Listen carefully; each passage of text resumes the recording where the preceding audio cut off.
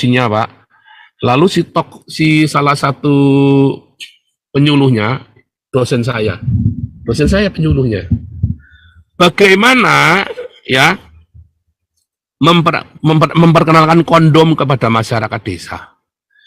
Nah, kemudian niki lho Pak, niki jempolnya Pak, nggih. Nah, kondomnya ini Pak. Dimasukkan kondomnya dimasukkan nih ya, jempolnya dimasukkan ke kondom. Nah, ngeten tuh Pak. Nyes goyang saya enak. Kayak gitu Saudara ya.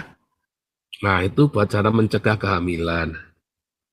Setahun kemudian kehamilannya tingkat kehamilan masih tinggi, padahal dibagi kondom gratis di sisa itu.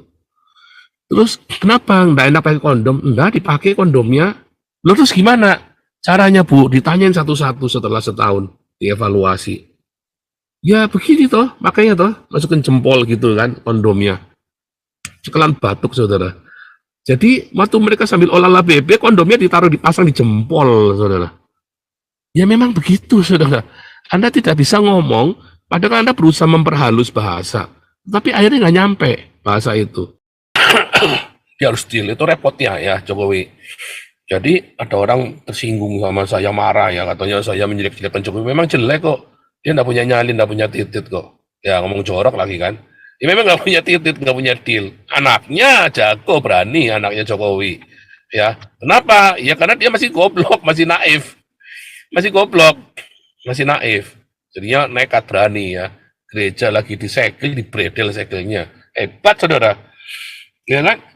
Coba itu Jokowi, mana pernah Jokowi begitu selama jadi wali kota, selama jadi gubernur. Berapa banyak itu selama dia jadi gubernur itu gereja di Jakarta itu disegel, nggak berani apa-apa. Saya yakin Kaisang jadi gubernur di Jakarta dibredel juga itu, kalau bisa-bisa semua gereja di DKI Jakarta tuh bisa bisa dibangun semua itu. Kenapa? Masih bodoh, masih belum tahu betapa hitamnya dunia 9 naga Indonesia. Kenapa ada 9 naga misalnya kan? Kenapa bisa ada 9 naga? Itu kan sebab akibat. Kita tidak bisa menyalahkan 9 naga itu sebagai reaksi dari komunitas orang Tionghoa yang kita tidak mau berkonfrontasi dengan pemerintah, kita tidak mau berkonflik horizontal dengan pribumi Indonesia atau konflik vertikal dengan pemerintah, tapi kita buka jalur sendiri.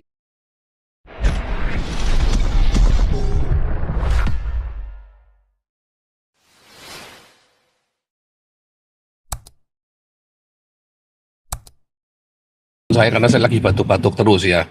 Jadi mungkin begini Pak Teddy, kenapa harus diekspos kemiskinan itu? Karena banyak orang tidak percaya kemiskinan itu masih ada di Indonesia. Saya entah kenapa ya, orang-orang tidak percaya ya ada kemiskinan di Indonesia. Karena ya ada pencitraan. Coba lihat ya di kota-kota, semua gelandangan, gembel semua dirazia, diusir keluar, ya kan? Keluar dari mana? Keluar dari tempat-tempat strategis. Ya, sehingga orang tidak akan melihat ada kemiskinan.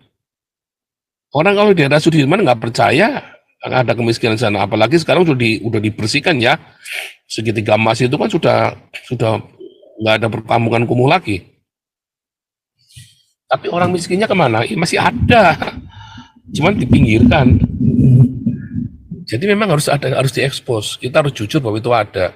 Sama seperti kalau Anda tanya, apakah ada kemiskinan di Dubai? Oh, banyak banget, Saudara ya. Cuma disingkirkan kemiskinan itu.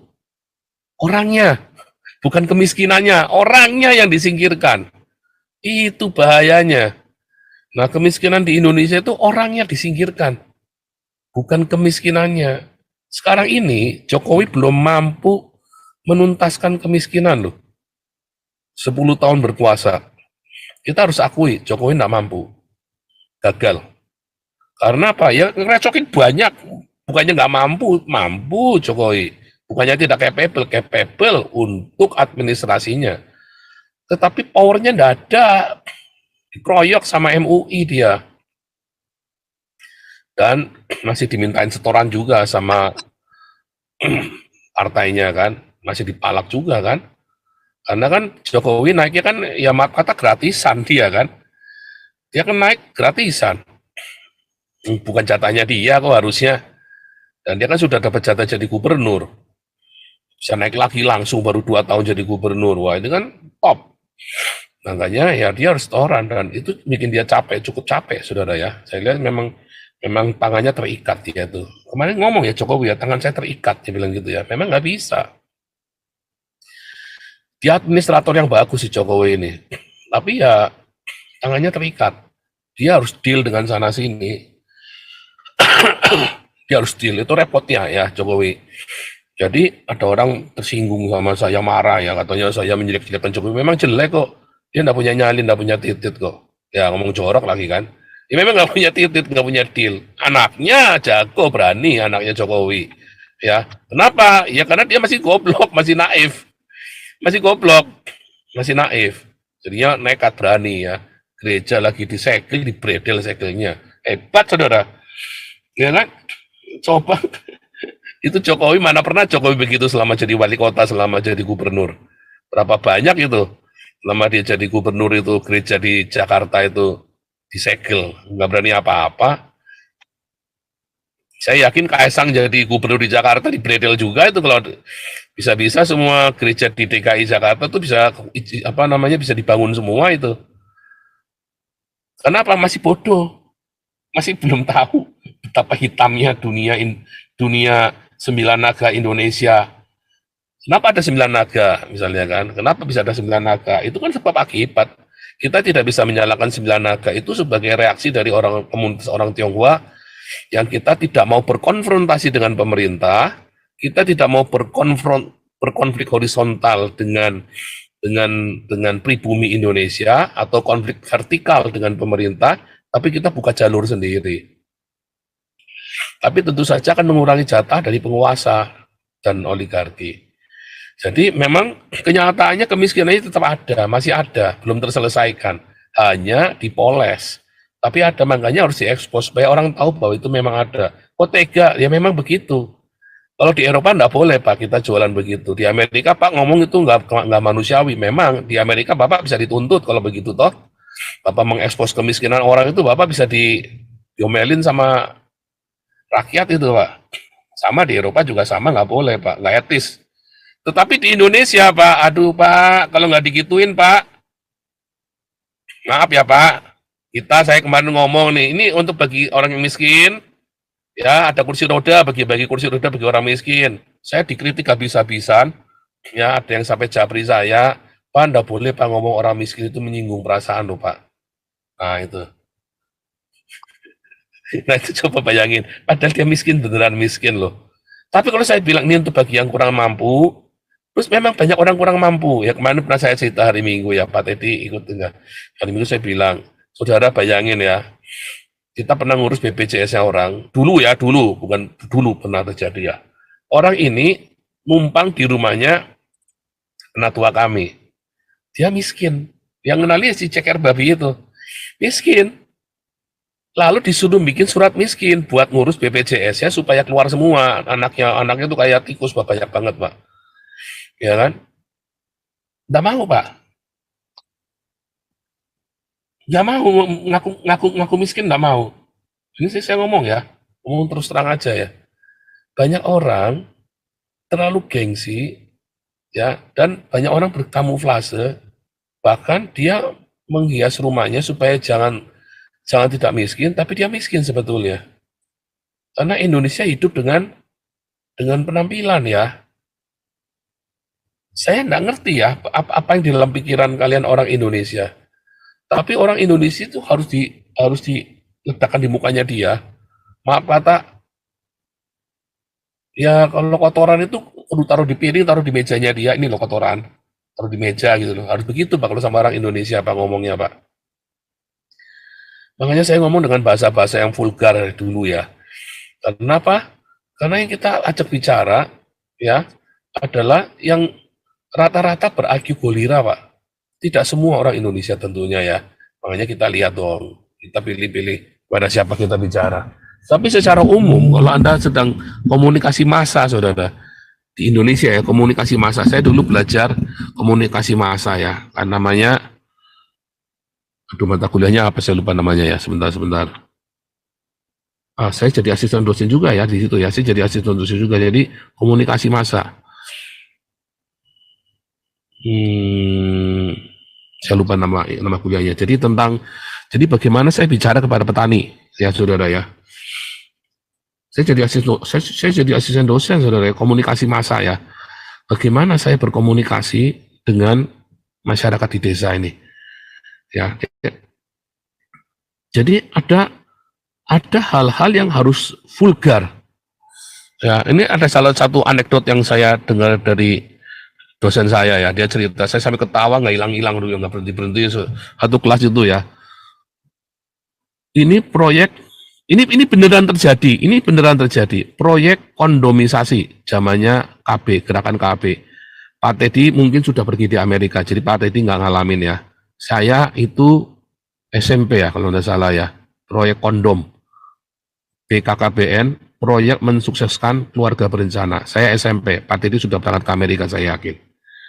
Jadi nggak ngalamin tuh BKKBN-nya Pak Harto. Begitu gencar promosinya Pak.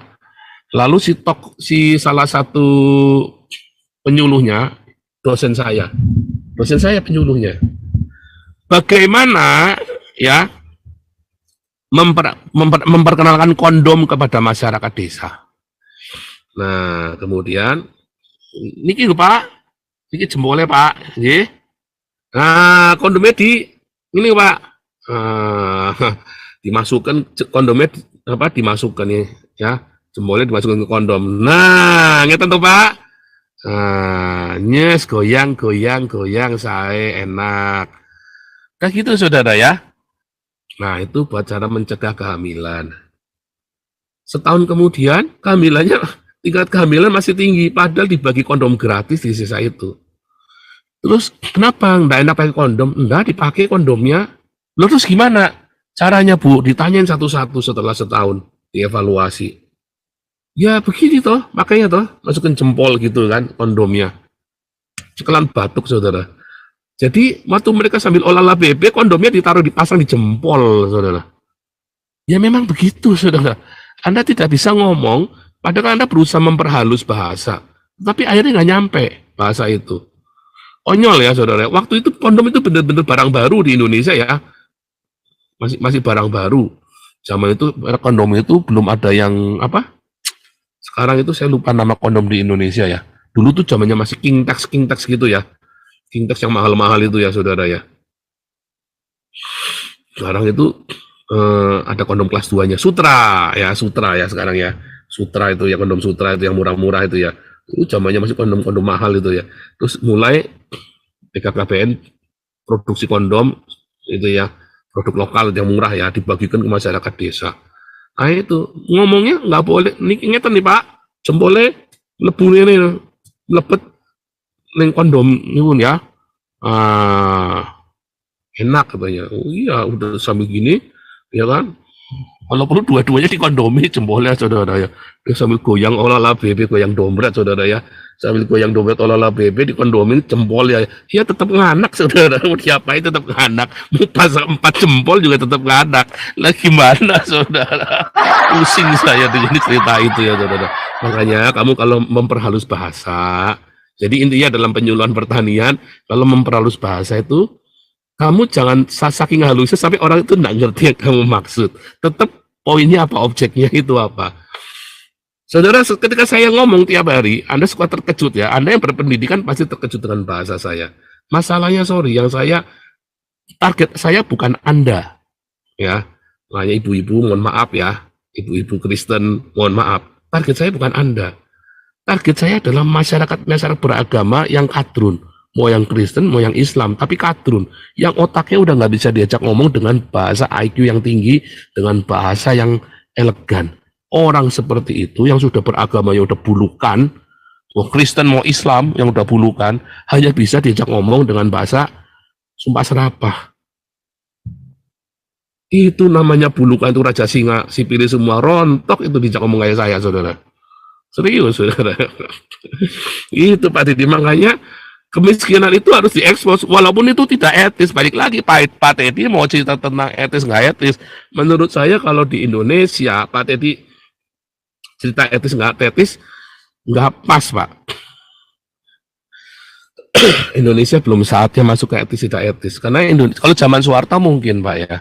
Tapi zaman reformasi sekarang ini kita mengalami kemunduran segala hal loh, Pak. Bapak udah nggak bisa cerita etis nggak etis lagi di Indonesia. Dua, tadi ya, judul kita itu kan puasa Islam masih lalim. Ya, itu biasa Pak. Kalau orang lagi kayak saya gini kan lagi kejang-kejang, lagi trans begini kan. Jadi ngomongnya kan ngoceng-ngoceng ngalor ngidul. Nah, memang intinya kan begini.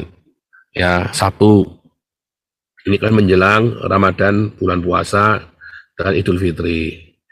Nah, bagi Islam ini adalah bulan suci. Kalau berjihad akan mendapatkan apa, saudara? Mendapatkan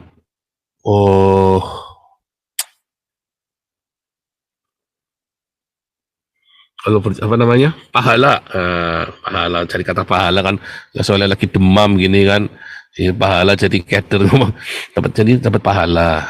Ya, pahalanya makin banyak ya kalau lagi bulan puasa Anda berjihad, pahalanya banyak, bidadarinya makin semok, saudara ya. Makin semok, makin transparan, saudara ya. Bandungkan semua. Anda balapan sama asu, lebih cepat asu, saudara. Anda masuk surga itu, kalau lagi ada jihad itu, pokoknya jangan deket-deket asu aja. Bomnya jangan meledak sama asu, saudara. Karena nanti begitu dapat bidadari sama asu, duluan asu tadi. Kenapa? Itu kan balungan semua, saudara. Ya kan? Balungan semua itu, saudara ya. Aduh. Makanya kalau lagi berjihad hati-hati. Kamu tengok kanan kiri dulu ada asu apa enggak, saudara ya. Ini orang-orang Islam ini lagi denger sini ya. Kalau lagi mau berjihad, mau bunuh diri atau mau perang, lihat dulu ada asu sebelahmu apa enggak. Jangan sampai nanti kamu mati rebutan jerangkong sama si asu ini, saudara ya.